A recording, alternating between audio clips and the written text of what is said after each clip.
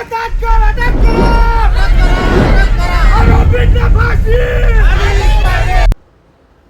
जून रोजी अमरावतीच्या मार्डी रोडवरील तपोवन परिसरात काजल इंगळे या महिलेची अमानुष हत्या करण्यात आली होती। अत्यंत संतापजनक पद्धतीने तिचा मृतदेह जाळून टाकण्यात आला होता। या घटनेचा तीव्र निषेध नोंदविण्यासाठी आणि आरोपींना तात्काळ अटक करून कठोर कारवाई करण्याच्या मागणीसाठी बच्चू कडू यांच्या प्रहार सामाजिक संघटनेच्या वतीने अमरावती पोलीस आयुक्त कार्यालयासमोर ठिय्या आंदोलन करण्यात आले। यावेळी आंदोलनकर्त्यांनी गृहमंत्री देवेंद्र फडणवीस यांच्या विरोधात घोषणाबाजी करत आरोपींना तातडीने अटक करण्याची मागणी केली। घटनेला 8 दिवस उलटूनही आरोपीचा कोणताही सुगावा लागलेला नसल्याने संताप व्यक्त करण्यात आला। तसेच या प्रकरणाचा लवकरात लवकर छडा लावून दोषींना कठोर शिक्षा देण्यात यावी अशी मागणी करण्यात आली। आंदोलनादरम्यान पोलीस आयुक्त कार्यालय परिसरात कडक पोलीस बंदोबस्त तैनात करण्यात आला होता। ब्युरो रिपोर्ट एमबी न्यूज, महाराष्ट्रातील बातमीपत्र, अमरावती।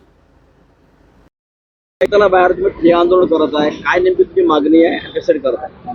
2 जून या दिवशी अमरावती तपोवन या ठिकाणी अत्यंत घृणाकृत असा तिथे कांड केलेला आहे। त्याला कांड म्हटले जाते। एका मुलीला अमुष्य दाखवून अमरावती या ठिकाणी त्या मुलीला तिच्यावर अत्याचार करून तिला जाळण्याचा प्रयत्न केला, ताकी ते पुरावा त्यांना मिळाले नाही पाहिजे म्हणून। विश्रोळी या ठिकाणी तिचे साधारण घराणं आहे, एक सामान्य घराण्यातली ती मुलगी आहे। सर्वात मोठा प्रश्न की महिला असुरक्षित आहे, ह्या महाराष्ट्राच्या गृहमंत्रीला सर्वात मोठा प्रश्न आहे। कारण प्रकरण 2 जूनचं झालेलं आहे का? या प्रकरणाला आवाज का उठवला नाही, हा सर्वात मोठा प्रश्न।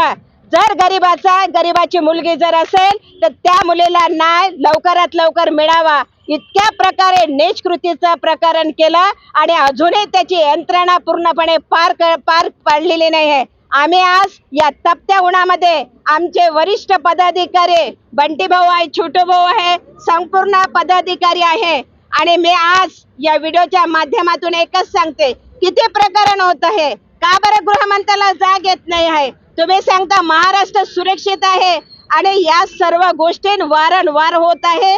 आम्ही निषेध करतो।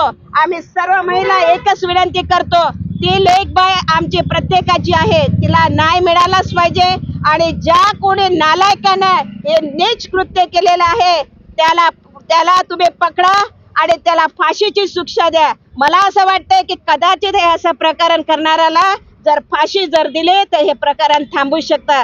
तुम्ही काय सांगत आहे की नेहमी की त्याचा न्याय निवाडा करणार, त्याला तुम्ही सुरक्षा प्रोटेक्शन देता?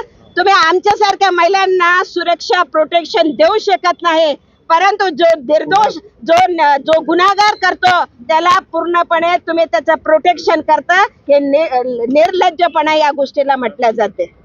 कोण यात दोषी आहे? आमची एक रास्त मागणी आहे की या महाराष्ट्रात ज्या महिलांवर अत्याचार होत आहे, अत्याचाराचे प्रकार वाढलेले आहे। मागं 2 जून रोजी अमरावतीत स्वर्गीय काजल इंगळे हिची एक निर्गुण हत्या झालेली आहे आणि त्या निर्गुण हत्येच्या मागं कोण यंत्रणा आहे, कोणी ती असं नीच कृत्य केलं, त्या नराधमांना, त्या आरोपींना अटक केली पाहिजे।